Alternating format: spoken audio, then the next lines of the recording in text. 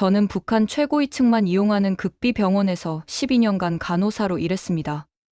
그곳에서 본 것들은 평생 말할 수 없는 것들이었습니다. 그녀가 탈북하던 날 옷 안쪽에 숨긴 건 돈도 귀금속도 아니었습니다. 12년간 몰래 손으로 옮겨 적은 종이들이었고 그 종이들은 지금도 그녀의 방 어딘가에 있습니다. 그 종이들이 12년간 담아온 진실, 지금부터 들려드리겠습니다. 제가 처음 봉화진료소 배치 통보를 받던 날, 저는 그게 무슨 뜻인지 몰랐습니다. 평양의학대학을 졸업하고 배치를 기다리던 중이었습니다. 19살이었습니다. 같이 졸업한 동기들은 대부분 평양 시내 병원이나 지방 의료기관으로 갔습니다. 저한테는 다른 통보가 왔습니다. 봉화진료소. 그 이름을 처음 들었을 때 저는 그냥 평범한 진료소인 줄 알았습니다. 어머니한테 말씀드렸더니 어머니 얼굴이 굳었습니다. 그러다가 천천히 웃으셨습니다. 잘됐다, 정말 잘됐다 하셨습니다. 그 웃음이 기쁨인지 안도인지 그때는 몰랐습니다. 봉화진료소가 어떤 곳인지는 첫날 출근하면서 알았습니다. 평양 중심부에서 차로 들어가는데 검문이 3번 있었습니다. 신분증 확인, 출입 목록 대조, 소지품 검사. 일반 직장에서는 있을 수 없는 절차였습니다. 건물 안으로 들어서면서 저는 직감했습니다. 여기는 다른 곳이구나 하고요. 봉화진료소는 북한 최고위층 전용 의료기관이었습니다. 일반 주민은 평생 존재조차 모르는 곳이었습니다. 당 중앙위원회 간부, 군 고위 장성, 그리고 그 가족들이 이용하는 곳이었습니다. 의료 장비는 평양 어느 병원과도 비교가 안 됐습니다. 외국에서 들여온 최신 기기들이 가득했습니다. 약품도 마찬가지였습니다. 일반 병원에서는 구경도 못하는 것들이 창고에 쌓여 있었습니다. 저는 첫날 창고를 둘러보면서 입이 벌어졌습니다. 이런 곳이 존재한다는 게 믿기지 않았습니다. 간호사로서 일은 고됐습니다. 아무리 특수기관이라도 몸을 써야 하는 건 마찬가지였습니다. 환자 체온 측정, 약 투여, 처치 보조, 기록 정리. 새벽에 호출이 오면 한밤중에도 달려가야 했습니다. 환자가 고위층이라는 게 일을 더 어렵게 만들었습니다. 조금이라도 실수하면 어떻게 되는지 선배 간호사들한테 들어서 알고 있었습니다. 그래서 더 긴장했습니다. 손이 떨리지 않도록 항상 의식했습니다. 하지만 그 긴장감 속에서도 자부심이 있었습니다. 이 나라에서 가장 중요한 사람들을 돌보는 일을 한다는 자부심이었습니다. 19살짜리 간호사가 할 수 있는 일 중에 이것보다 중요한 게 없다고 생각했습니다. 어머니한테 전화를 드리면 어머니가 항상 말씀하셨습니다. 몸 조심하고 실수하지 말고 거기 있으면 평생 걱정 없다고 하셨습니다. 저는 네, 하고 대답하면서 어머니 말이 맞다고 생각했습니다. 진료소 안에서는 규칙이 엄격했습니다. 환자 이름을 밖에서 말하면 안 됐습니다. 진료 내용을 가족한테도 말하면 안 됐습니다. 어떤 환자가 왔는지, 무슨 처치를 받았는지, 그 어떤 것도 외부에 나가면 안 됐습니다. 입사 첫날 서약서를 썼습니다. 비밀 유지 서약이었습니다. 저는 그 서약서가 당연한 거라고 생각했습니다. 중요한 사람들을 다루는 곳이니까 당연히 비밀을 지켜야 한다고요. 그 서약서의 무게가 얼마나 무거운 것인지는 그때 몰랐습니다. 나중에 알게 됐습니다. 너무 늦게요. 19살에 들어온 그 문이 얼마나 무거운 문인지 저는 그로부터 12년이 지나서야 알았습니다. 그 문은 들어오는 건 쉬웠지만 나가는 건 목숨을 걸어야 하는 문이었습니다. 봉화진료소에서 일한 지 3년이 지났을 때 저는 이곳이 얼마나 다른 세계인지 조금씩 알게 됐습니다. 처음 1년은 그냥 적응하느라 바빴습니다. 규칙을 외우고 선배 간호사들 눈치를 살피고 실수하지 않으려고 긴장하는 게 전부였습니다.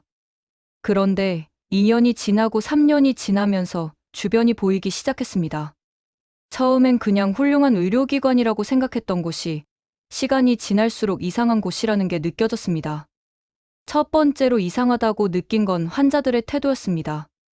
일반 병원에서는 환자가 의사한테 고분고분합니다. 아프니까요. 그런데 봉화진료소 환자들은 달랐습니다. 의사한테도 반말을 했습니다. 처치가 마음에 안 들면 소리를 질렀습니다. 간호사인 저한테는 아예 사람 취급을 하지 않는 경우도 있었습니다. 약을 가져다 드리면 집어 던지는 환자도 있었습니다. 처음엔 너무 당황해서 어떻게 해야 할지 몰랐습니다. 선배 간호사가 나중에 조용히 말해줬습니다. 여기선 그냥 참는 거라고. 그게 일이라고요. 두 번째로 이상한 건 진료, 기록 관리 방식이었습니다. 일반 병원에서는 진료 기록이 환자 이름으로 관리됩니다. 그런데 봉화진료소는 달랐습니다. 환자마다 고유 번호가 있었습니다. 이름이 아니라 번호로 불렸습니다. 처음엔 그냥 보안 때문인가 보다 했습니다. 그런데 어느 날 선배한테 물었더니 선배가 낮은 목소리로 말했습니다. 이름을 기록에 남기면 나중에 문제가 생길 수 있다고 했습니다. 무슨 문제냐고 물으려다가 선배 표정을 보고 멈췄습니다. 묻지 말라는 눈빛이었습니다. 세 번째로 이상한 건 가끔 오는 특별 환자들이었습니다. 보통 환자들은 예약을 하고 왔습니다. 그런데 가끔 예고 없이 오는 환자들이 있었습니다. 그럴 때면 진료소 전체가 갑자기 바빠졌습니다. 복도를 비우라는 지시가 내려왔습니다. 저희는 모두 처치실 안으로 들어가야 했습니다. 복도에 아무도 없어야 했습니다. 저는 처음 그런 상황을 겪었을 때 문틈으로 살짝 봤습니다. 검은 차가 진료소 안까지 들어왔습니다. 경호원처럼 보이는 사람들이 먼저 내렸습니다. 그리고 누군가가 내렸습니다. 얼굴은 보지 못했습니다. 보려고 하니까 선배가 제 팔을 잡아당겼습니다. 보면 안 된다고 했습니다. 목소리가 떨렸습니다. 그날 이후로 저는 그 특별 환자가 누구인지 생각했습니다. 경호원을 데리고 오는 사람, 복도를 비워야 하는 사람, 간호사가 얼굴도 보면 안 되는 사람. 이 나라에서 그런 사람이 누구인지는 물어볼 필요도 없었습니다. 그해 겨울 어머니가 아프셨습니다. 감기가 심해져서 폐렴으로 번졌습니다. 저는 어머니를 동네 인민병원에 모시고 갔습니다. 오래간만에 가본 일반 병원이었습니다. 복도가 어두웠습니다. 약품 냄새가 퀴퀴했습니다. 의료기기들이 낡아 있었습니다. 환자들이 복도에 줄을 서서 기다리고 있었습니다. 저는 그 줄을 보면서 봉화진료소를 생각했습니다. 같은 나라, 같은 도시 안에 이렇게 다른 두 세계가 있었습니다. 어머니가 진료를 받는 동안 저는 복도 의자에 앉아 있었습니다. 옆에 할머니 한 분이 앉아 계셨습니다. 기침을 심하게 하셨습니다. 약은 있냐고 물었더니 고개를 저으셨습니다. 뇌물을 못 줘서 약을 못 받았다고 하셨습니다. 저는 그 말을 들으면서 아무 말도 하지 못했습니다. 봉화진료소 창고에 쌓여있는 약품들이 머릿속에 떠올랐습니다. 집에 돌아오는 길에 어머니가 말씀하셨습니다. 내가 좋은 데 있어서 다행이라고 하셨습니다. 저는 네, 하고 대답했습니다. 그런데 그 말이 예전처럼 기쁘게 들리지 않았습니다. 좋은 데 있다는 게 무슨 뜻인지, 그 좋음이 누구한테는 없다는 뜻이라는 게 그날따라 선명하게 느껴졌습니다. 봉화진료소에서 일한다는 건 이 나라에서 제일 좋은 의료를 보는 것이었습니다. 그런데 그게 동시에 이 나라 의료의 가장 추악한 면을 보는 것이기도 했습니다. 저는 그걸 3년이 지나서야 알았습니다. 봉화진료소에서 일한 지 6년이 지났을 때 저는 더 이상 놀라지 않게 됐습니다. 처음엔 고위층 환자들의 태도에 놀랐습니다. 그 다음엔 그들이 가져오는 물건들에 놀랐습니다. 진료를 받으러 오면서 외제 과자를 봉투째 들고 오는 사람, 외국 담배를 피우면서 복도를 걷는 사람, 손목에 찬 시계가 일반 주민 몇 년치 월급인 사람들이었습니다. 그런데 6년이 지나니까 그게 그냥 일상이 됐습니다. 놀람이 사라지면 다른 게 보이기 시작했습니다. 그 사람들의 이중생활이었습니다. 낮에 회의에서 인민을 위해 헌신하겠다고 연설한 간부가 저녁에 봉화진료소에서 건강검진을 받으면서 의사한테 소리를 질렀습니다. 텔레비전에 나와서 절약을 강조하던 고위 관료가 진료실에서 외국 의약품만 써달라고 요구했습니다. 방송에서 미제를 규탄하던 사람이 미국산 의료 장비로 검사를 받았습니다. 저는 그 장면들을 보면서 처음엔 어이가 없었습니다. 그러다가 어이없음도 사라졌습니다. 그냥 그런 사람들이었습니다. 그런데 6년째 되던 해 가을에 한 가지 일이 있었습니다. 그날 저는 오후 당직이었습니다. 진료소가 조용한 시간이었습니다. 복도를 정리하다가 처치실 쪽에서 목소리가 들렸습니다. 문이 완전히 닫히지 않은 것 같았습니다. 저는 무심코 지나치려다가 멈췄습니다. 안에서 들리는 목소리가 심상치 않았습니다. 남자 목소리였습니다. 낮고 거친 목소리였습니다. 저는 그 목소리의 주인이 누구인지 알았습니다. 자주 오는 고위 간부였습니다. 텔레비전에도 나오는 얼굴이었습니다. 그 사람이 의사한테 말하고 있었습니다. 목소리를 낮추고 있었지만 복도까지 새어나왔습니다. 중국에 가야 한다고 했습니다. 거기서 검사를 받아야 한다고 했습니다. 여기 장비로는 안 된다고 했습니다. 저는 그 자리에서 굳었습니다. 봉화진료소는 이 나라에서 제일 좋은 의료기관이었습니다. 최신 장비, 최고 의사, 최상의 약품. 그런데 그 사람이 여기 장비로는 안 된다고 했습니다. 중국에 가야 한다고 했습니다. 그 말이 무슨 뜻인지 저는 알았습니다. 이 나라 최고 의료기관이 사실은 진짜 최고가 아니었다는 뜻이었습니다. 정작 자기 몸이 중요할 때는 중국이나 외국으로 나가야 하는 곳이었다는 뜻이었습니다. 의사가 조용히 대답했습니다. 알겠다고 했습니다. 서류를 준비해주겠다고 했습니다. 저는 발소리를 죽이고 자리를 피했습니다. 가슴이 두근거렸습니다. 들은 걸 들은 척 하면 안 됐습니다. 이런 걸 들었다는 걸 누군가 알면 어떻게 되는지 봉화진료소에서 6년을 있으면서 눈치채고 있었습니다. 그날 저녁 퇴근하면서 어머니한테 전화를 드렸습니다. 어머니가 요즘 어떠냐고 물으셨습니다. 저는 괜찮다고 했습니다. 어머니가 밥은 잘 먹냐고 무리하지 말라고 하셨습니다.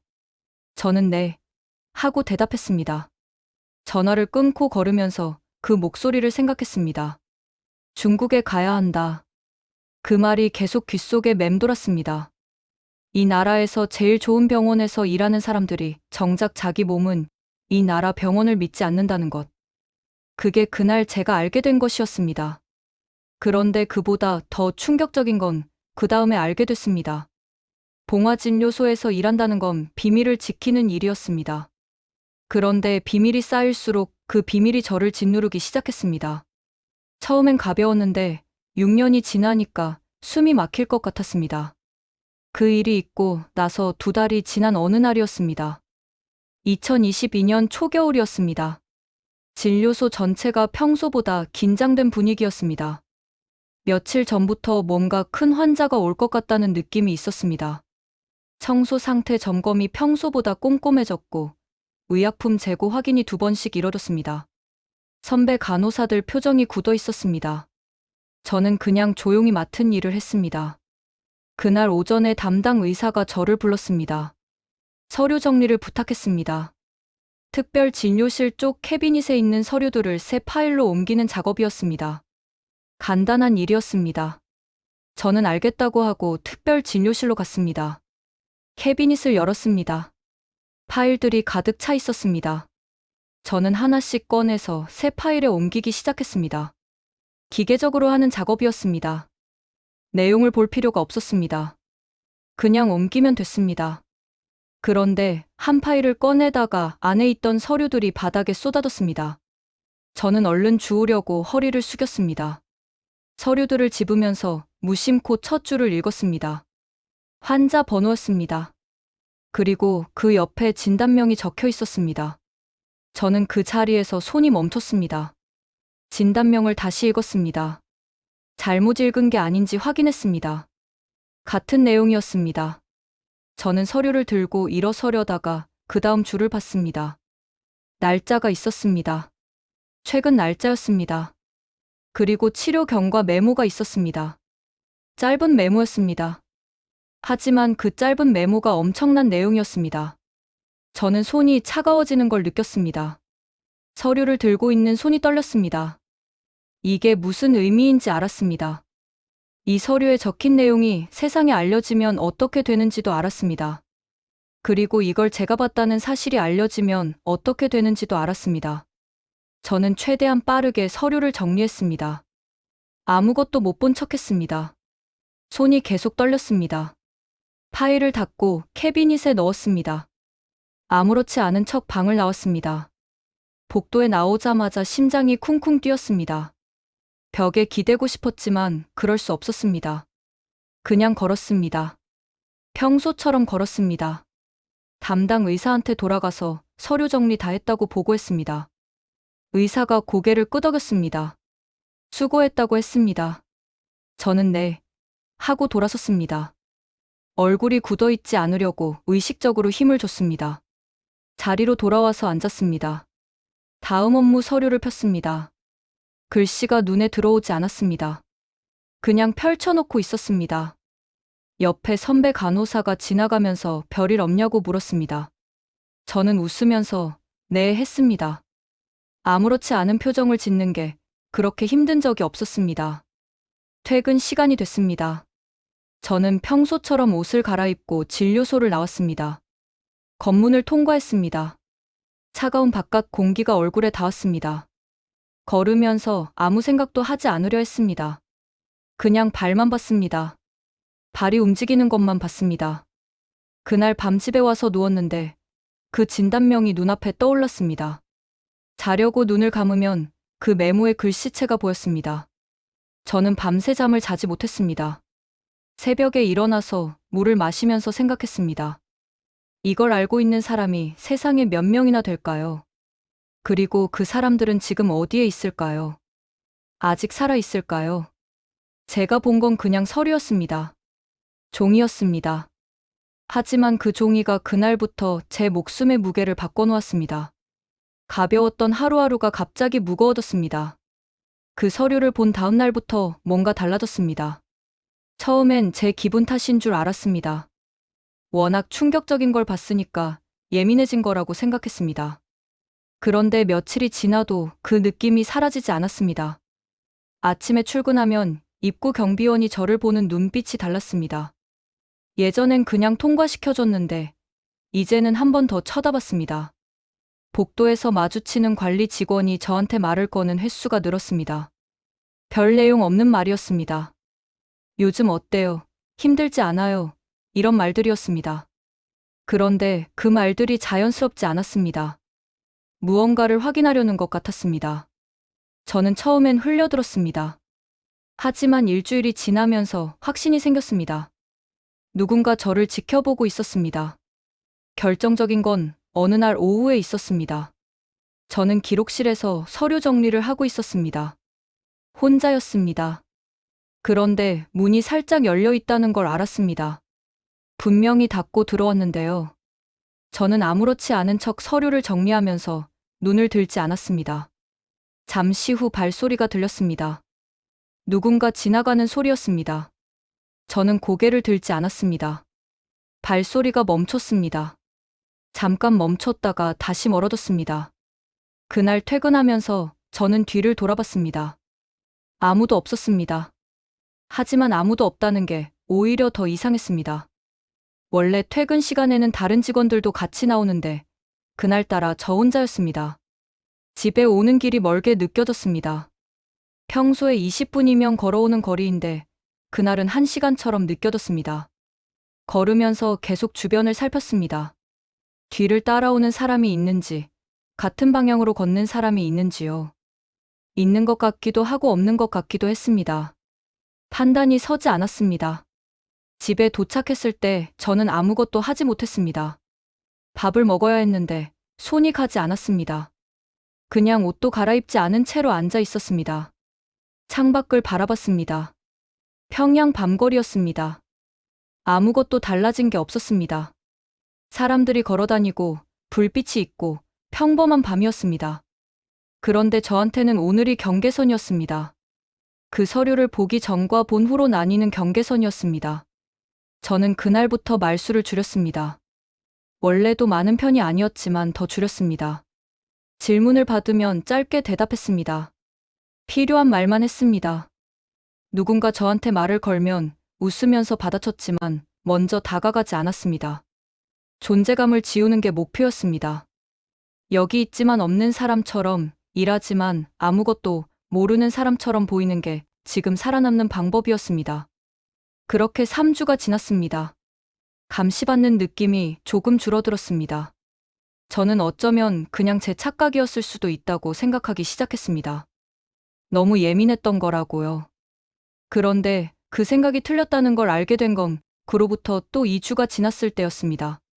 진료소 내부 게시판에 공지가 붙었습니다. 내부 보안 강화 관련 공지였습니다.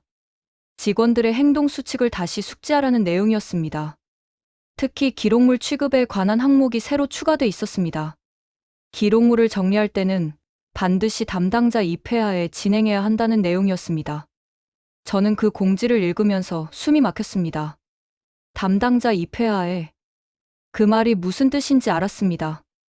혼자 기록물을 만지는 상황이 다시는 생기지 않도록 하겠다는 것이었습니다. 그건 저한테 하는 말이었습니다. 저 하나 때문에 규정이 바뀐 것이었습니다. 옆에 서 있던 선배 간호사가 공지를 보면서 말했습니다. 갑자기 왜 이런 게 생겼냐고 했습니다. 저는 모르겠다고 했습니다. 목소리가 떨리지 않으려고 힘을 줬습니다. 선배가 고개를 갸웃하다가 자리로 돌아갔습니다. 저는 그 공지 앞에 한참 서 있었습니다. 이미 알고 있다는 뜻이었습니다. 제가 그 서류를 봤다는 걸 누군가 알고 있었습니다. 그리고 직접 문제 삼는 대신 규정을 바꾸는 방식으로 신호를 보낸 것이었습니다. 이 나라에서 그런 신호가 무슨 뜻인지 몰라서는 살아남을 수 없었습니다. 그날 밤 저는 처음으로 진지하게 생각했습니다. 여기서 나가야 할 것 같다고요. 봉화진료소에 들어올 때 저는 19살이었습니다. 그때는 이 문이 평생 저를 지켜줄 거라고 생각했습니다. 그런데 12해가 지난 지금 이 문이 저를 가두고 있다는 걸 알았습니다. 그 공지가 붙고 나서 한 달이 지났습니다. 저는 그 사이에도 매일 출근했습니다. 존재감을 지우면서 일했습니다. 말수를 줄이고 표정을 관리하고 필요한 일만 했습니다. 시간이 지나면 괜찮아질 거라고 생각했습니다. 규정이 바뀐 건 경고였지만 그게 전부일 수도 있었습니다. 더 이상 아무 일도 없으면 그냥 지나가는 거라고 생각했습니다. 그런데 그 생각이 틀렸습니다. 어느 월요일 아침이었습니다. 저는 평소처럼 출근했습니다. 탈의실에서 옷을 갈아입고 복도로 나왔습니다. 그런데 뭔가 이상했습니다. 분위기가 달랐습니다. 직원들이 삼삼오오 모여 서서 낮은 목소리로 이야기하고 있었습니다. 저는 가까이 다가가지 않았습니다. 그냥 제 자리로 갔습니다. 잠시 후 선배 간호사가 왔습니다. 자리에 앉더니 저한테 낮게 말했습니다. 오윤경 씨 없어졌다고 했습니다. 오윤경. 저와 같은 해에 봉화진료소에 배치받은 동료였습니다. 나이도 비슷했습니다. 입사 초반에 제일 먼저 친해진 사람이었습니다. 진료소 안에서 마음 편하게 이야기할 수 있는 몇 안 되는 사람 중 하나였습니다. 지난주 금요일까지 멀쩡히 같이 일했습니다. 점심도 같이 먹었습니다. 별 이야기 없이 평범하게요. 저는 선배한테 물었습니다. 어디 갔냐고요? 선배가 저를 잠깐 바라봤습니다. 그리고 고개를 저었습니다. 모른다고 했습니다. 주말에 연락이 안 됐고 오늘 출근을 안 했다고 했습니다. 그게 전부라고 했습니다. 저는 아무 말도 하지 않았습니다. 더 물을 수 없었습니다. 이 나라에서 특히 봉화진료소 같은 곳에서 사람이 갑자기 사라진다는 게 무슨 뜻인지 알고 있었습니다. 연락이 안 된다거나 출근을 안 한다거나 하는 말은 그냥 표현 방식일 뿐이었습니다. 실제로 무슨 일이 있었는지는 아무도 말하지 않았습니다. 말하면 안 됐으니까요. 그날 오후 내내 오윤경 얼굴이 머릿속에서 떠나지 않았습니다. 지난 금요일 점심때 모습이었습니다. 밥을 먹으면서 요즘 피곤하다고 했습니다. 집에 가면 바로 잘 것 같다고 했습니다. 그게 마지막이었습니다. 그 평범한 말이 마지막이었습니다. 저는 오윤경이 무언가를 받거나 들었을 거라고 생각했습니다. 저처럼요. 아니면 저와 관련된 일 때문일 수도 있었습니다. 그 생각이 드는 순간 숨이 막혔습니다. 만약 오윤경이 저 때문에 사라진 거라면 저는 어떻게 되는 걸까요? 다음 차례가 저일 수도 있었습니다. 퇴근 시간이 됐습니다. 저는 진료소를 나오면서 입구 경비원을 봤습니다. 경비원이 저를 바라봤습니다. 평소와 다른 눈빛이었습니다. 아닐 수도 있었습니다. 하지만 그날의 저한테는 모든 게 다르게 보였습니다.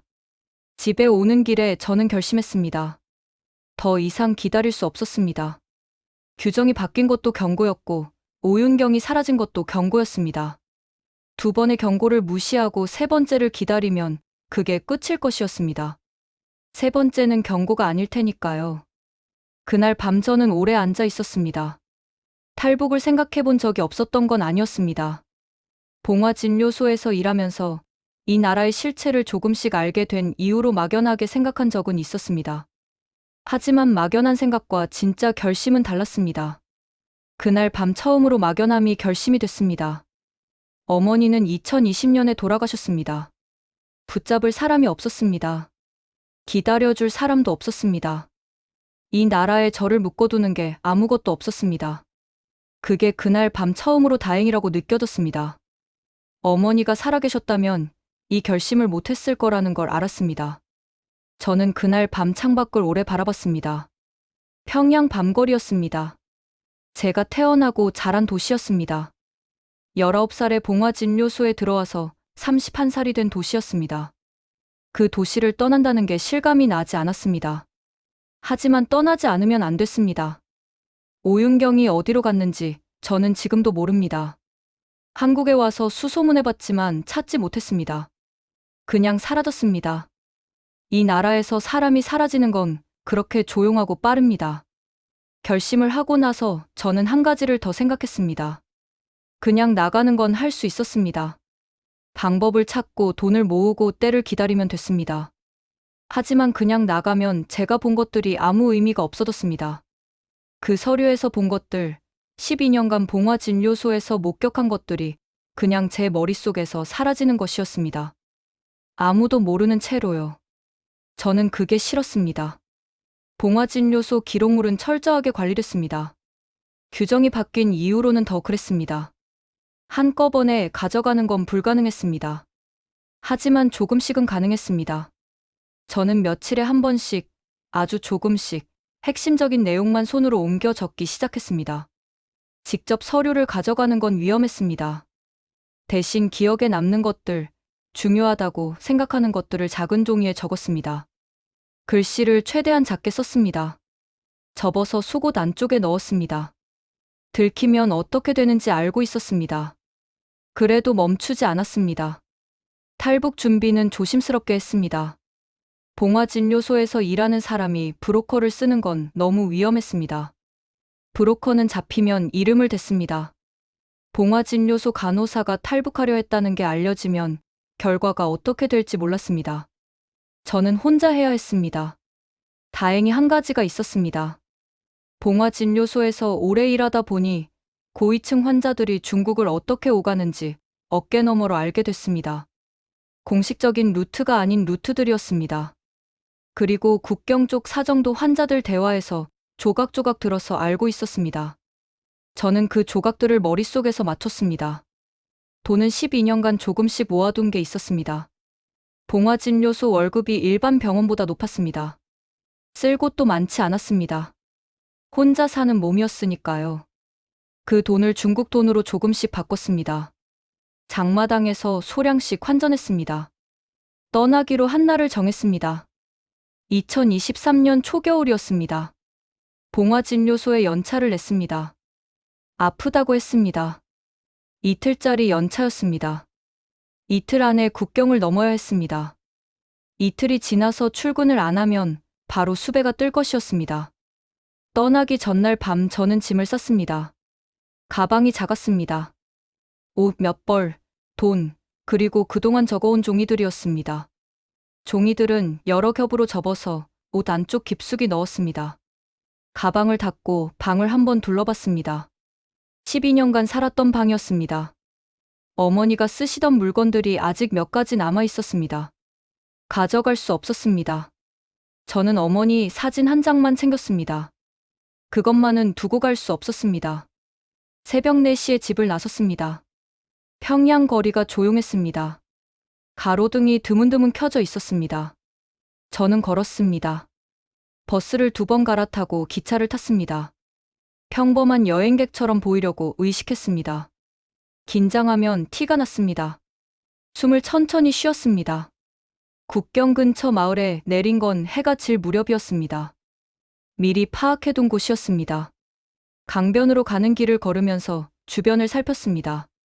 초소 위치를 알고 있었습니다. 피해야 할 구간을 알고 있었습니다. 봉화진료소에서 들은 이야기들이 그제야 쓸모가 생겼습니다. 강가에 도착했을 때 강이 보였습니다. 겨울이라 부분적으로 얼어 있었습니다. 건너편에 불빛이 몇 개 있었습니다. 중국이었습니다. 저는 잠시 서 있었습니다. 옷 안쪽에 숨긴 종이들이 느껴졌습니다. 얇은 종이었지만 무게가 느껴졌습니다. 12년간 봉화진료소에서 목격한 것들의 무게였습니다. 강으로 들어섰습니다. 물이 차가웠습니다. 발이 곧 감각이 없어졌습니다. 얼어있는 부분을 골라서 걸었습니다. 중간쯤 갔을 때 멀리서 소리가 들렸습니다. 저는 멈췄습니다. 바람 소리였습니다. 다시 걸었습니다. 중국 땅에 발을 디뎠을 때 저는 그 자리에 잠깐 서 있었습니다. 뒤를 돌아봤습니다. 강 건너편이 어둠 속에 있었습니다. 평양이 거기 있었습니다. 봉화진료소가 거기 있었습니다. 어머니 무덤이 거기 있었습니다. 저는 한참을 그 어둠을 바라봤습니다. 그리고 돌아섰습니다. 옷 안쪽의 종이들이 아직 거기 있었습니다. 젖지 않았습니다. 다행이었습니다. 저는 봉화진료소에서 12년을 일했습니다.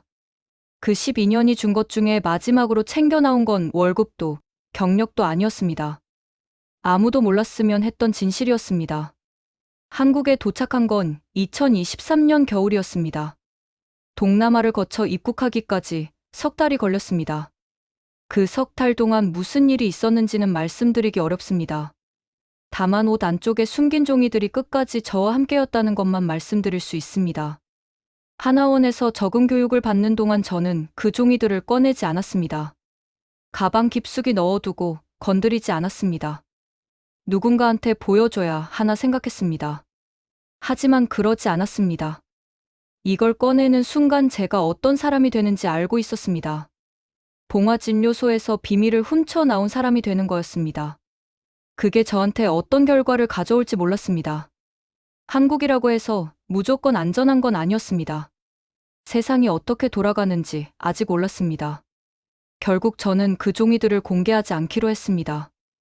혼자 내린 결정이었습니다. 오래 생각했습니다. 공개하면 뭔가 달라질 것 같았습니다. 하지만 달라지는 게 좋은 방향인지 나쁜 방향인지 알 수 없었습니다. 저 하나가 종이 몇 장을 꺼낸다고 세상이 바뀌지 않는다는 것도 알았습니다. 그리고 솔직히 말씀드리면 겁이 났습니다. 용기가 없었습니다. 그냥 살고 싶었습니다. 조용히요. 종이들은 지금도 제 방 어딘가에 있습니다. 어디 있는지는 저만 알고 있습니다. 한국에 정착하고 나서 저는 간호 공부를 다시 시작했습니다. 봉화진료소에서 12년을 일했지만 한국에서는 처음부터 다시 해야 했습니다. 학원을 다니고 시험을 준비하고 틈틈이 아르바이트를 했습니다. 바쁘게 지냈습니다. 바쁜 게 좋았습니다. 바쁘면 생각을 덜 했습니다. 그런데 가끔 생각이 났습니다. 그 서류에서 본 진단명이요. 아무한테도 말하지 않았습니다. 말할 수도 없었습니다. 말하면 설명해야 하고, 설명하면 증명해야 하고, 증명하면 저는 다시 그 서류 앞에 서야 했습니다. 그러고 싶지 않았습니다. 그냥 잊고 싶었습니다. 잊어지지 않았습니다. 오윤경 생각도 났습니다. 어디 있는지 모릅니다. 살아 있는지도 모릅니다. 한국에 와서 수소문해봤지만 아무것도 알 수 없었습니다. 그냥 사라졌습니다. 그 사라짐이 때로는 잠을 못 자게 만들었습니다. 2026년 지금 저는 서울 외곽의 작은 병원에서 간호보조 일을 하고 있습니다. 작년에 간호사 자격을 다시 취득했습니다. 환자들을 돌보는 일을 합니다. 봉화진료소에서 하던 일과 겉으로는 비슷합니다. 하지만 다릅니다. 여기서는 환자가 번호가 아닌 이름으로 불립니다. 여기서는 약이 없어서 치료를 못 받는 일이 없습니다. 여기서는 제가 실수를 해도 소리를 지르는 사람이 없습니다. 그 당연한 것들이 아직도 가끔 낯섭니다. 저는 통일에 대해 거창한 말을 할 자신이 없습니다. 봉화진료소에서 12년을 보내면서 너무 많은 걸 봤습니다. 좋은 것보다 나쁜 것을 더 많이 봤습니다. 그래서 통일이 되면 좋아진다는 말을 쉽게 하지 못하겠습니다. 다만 한 가지는 말할 수 있습니다. 같은 나라 안에서 태어난 곳에 따라 받는 의료가 이렇게 달라서는 안 된다는 것이에요.